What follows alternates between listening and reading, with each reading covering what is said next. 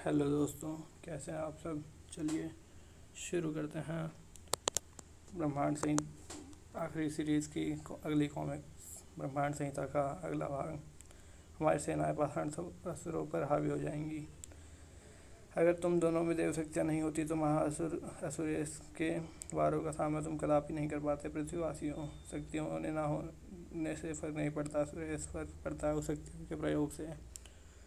तुम असुरी जातियाँ अपनी शक्ति इस विपदा से ब्रह्मांड को बचाने और विकृत के विरुद्ध लगाते तो तुम पर सदियों से लगा लांछन मिट जाता।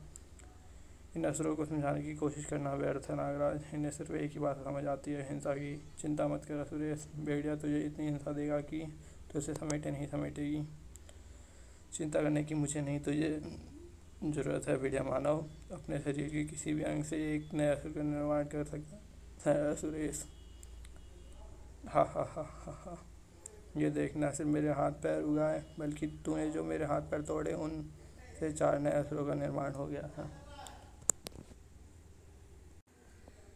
अब दिखाओ जितनी हिंसा दिखाना चाहते हो। नागराज, अपने नागफनी सर्प का प्रयोग करके इनमें से किसी असुर का अंग भंग कर दो। यह क्या कह रहे हो ध्रुव? अगर इनका अंग भंग किया तो और असुर उत्पन्न हो जाएंगे, वही तो देखना है। ठीक है ध्रुव। बूम।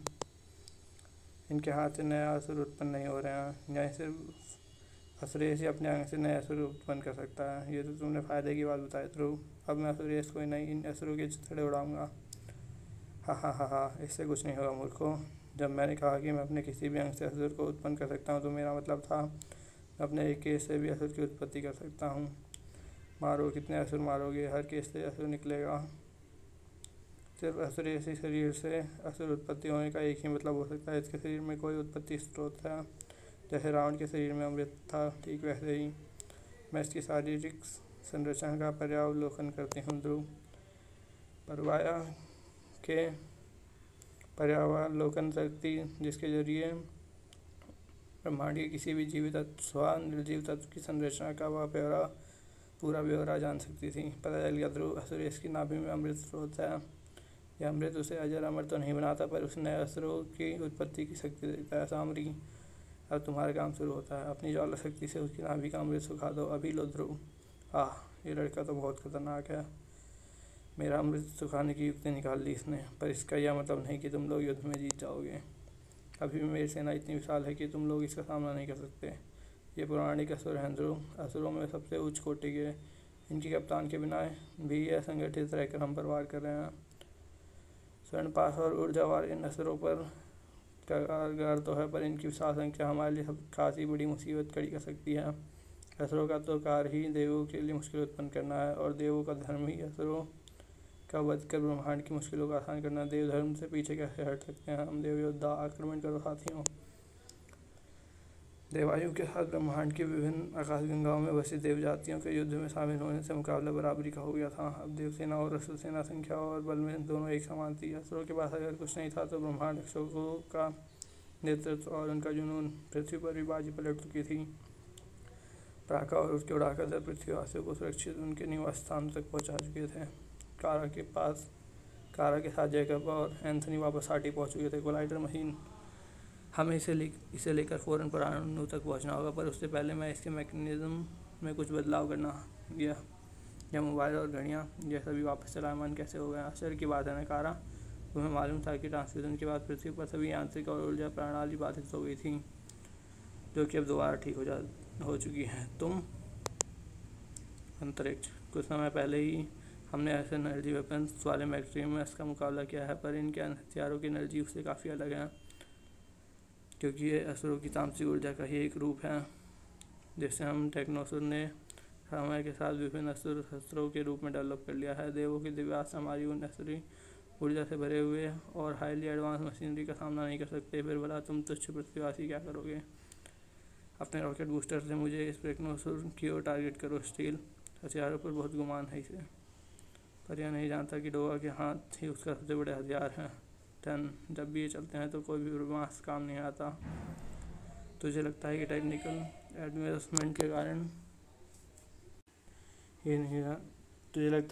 एडवांसमेंट के कारण हम टेक्नोसुर का बाहुबल कम हो गया है? मेरी असुर इंद्रिय बता रही है कि तू एक मामूली मानव है जिसने अजीबोगरीब रूप धारण किया हुआ है। भला असुर शक्ति के सामने तेरा असाधारण मानव बल कहाँ टिकेगा। ताकत का असर शारीरिक बल से नहीं होता असुर, बल्कि इच्छा शक्ति से होता है, जुनून से होता है, कड़ा कभी हार ना मानने की जिद से होता है, और मुझसे बड़ा जिद्दी कोई नहीं है। अपने सेनाधिपति को खतरे में देखकर टेक्नोसुर ने डोगा पर हमले की चेष्टा की। एक नाकाम चेष्टा। धाम, सही कहा था डोगा ने। जिद अगर सच्ची हो तो उससे ताकतवर भारी पड़ती है। बढ़ाया था असुरों का नेता बनने। जानता नहीं कि डोगा लस्सी की तरह फेंक देता है। दम और पी लिया बेटा असुर।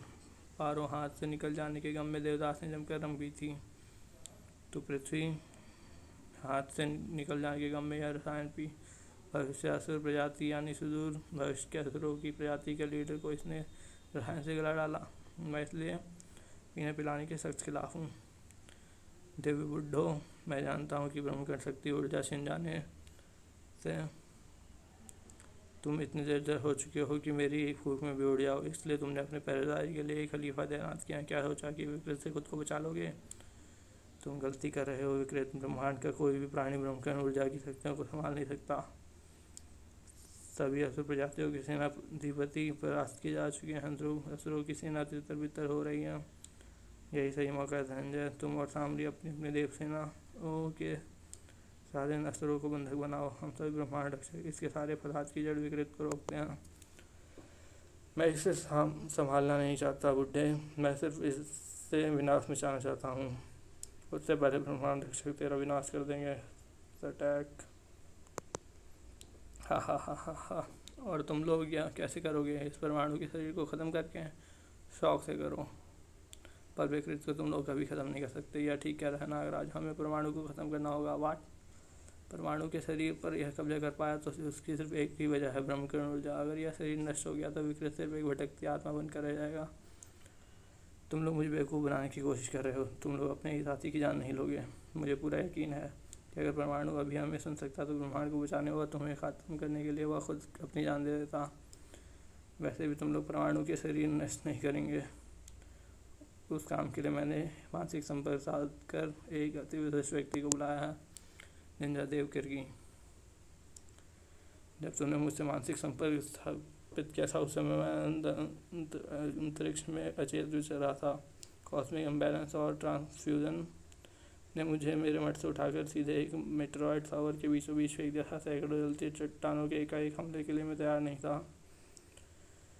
उस आकस्मिक हमले से मैं अचेत हो गया था और न जाने कितनी देर तक ऐसी अचेत अवस्था में अंतरिक्ष में तैरता रहा। फिर मेरे अचेत मस्तिष्क को तुम्हारे मस्तिष्क संपर्क ने जगाया। किर्गीदेव कहाँ हैं आप? मानव जाति की आपको सहायता चाहिए। हम कहाँ हूँ मैं?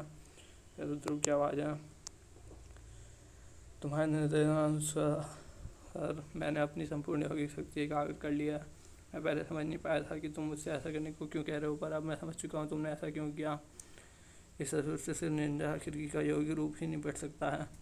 यह जंग इतनी आसान नहीं है निंदा देव। मैं जानता हूँ कि परमाणु के शरीर को अपना सबसे बड़ा हथियार बना चुके विकृत पर ब्रह्मांड रक्षकों की कोई भी शक्ति काम नहीं आएगी। इसलिए आपके यौगिक रूप का परमाणु के शरीर पर कब्जा किए हुए विकृत को उलझाए रखना जब तक जरूरी है, तब तक मैं परमाणु के शरीर में कैद परमाणु से संपर्क नहीं साध लेता। परमाणु मेरी आवाज़ सुनो। परमाणु होश में आओ। Planet earth same time. खेल खत्म। अब गाना शुरू करो। तुम तीनों को लगता है तुम मुझे रोक सकते हो? गलत गाना। हमें सिर्फ राग कन्फेशन सुनने में इंटरेस्ट है। राग धमकी हम लोग तुमसे बेहतर गाते हैं। तूने तो मेरी बात कुछ ज़्यादा ही हल्के में ले ली प्रेत। तुम सिर्फ एक ऊर्जा हो, एक अशरीरी ऊर्जा रूप, जिसकी शक्ति का स्रोत शरीर ना होने से सीमित है और कारा इस ब्रह्मांड की किसी भी ऊर्जा के साथ खेल सकती है।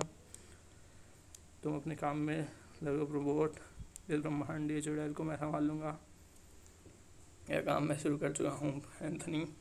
इस कोलाइडर मशीन के कंपाउंड स्कैन करने के बाद यह स्पष्ट हो चुका है कि इसमें एलियन पार्ट्स का प्रयोग किया गया है।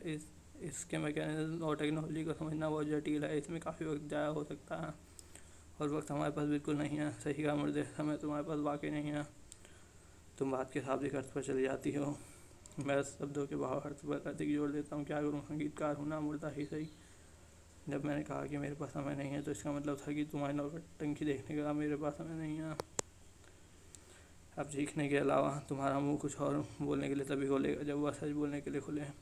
हम तुकारा की शक्तियों से परिचित नहीं मुर्दे, वरना तो ऐसा नहीं कहता। इस ब्रह्मांड की किसी भी वस्तु की आणविक संरचना बदल सकती हूँ मैं।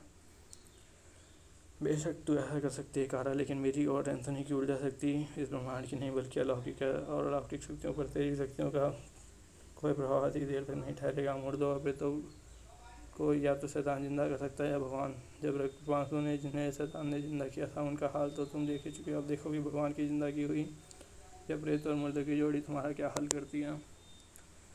किरकी के यौगिक रूप और परमाणु के विशाल आणविक रूप में घमासान युद्ध मचा हुआ था जो पूरे ब्रह्मांड को सराय दे रहा था। विकृत की शक्तियाँ बढ़ने से देवी परिषद पूरी तरह शक्तिविहीन हो गई है और किसी तरीके से मानसिक समाधि में चली गई है।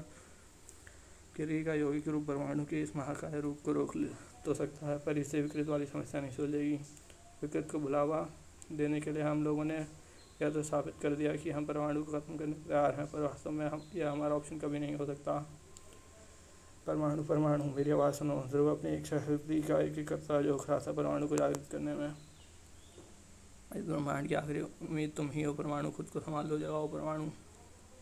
एक एहसास विकृत को भी था कि पूरे ब्रह्मांड में सिर्फ एक सुपर कमांडो ध्रुव ही था जो उसे हराने का कोई ना कोई रास्ता ढूंढ निकालेगा। यह मौका विकृत ध्रुव को नहीं देना चाहता है। यह लड़का तो अस्त्रों से भी अधिक धूर्त है।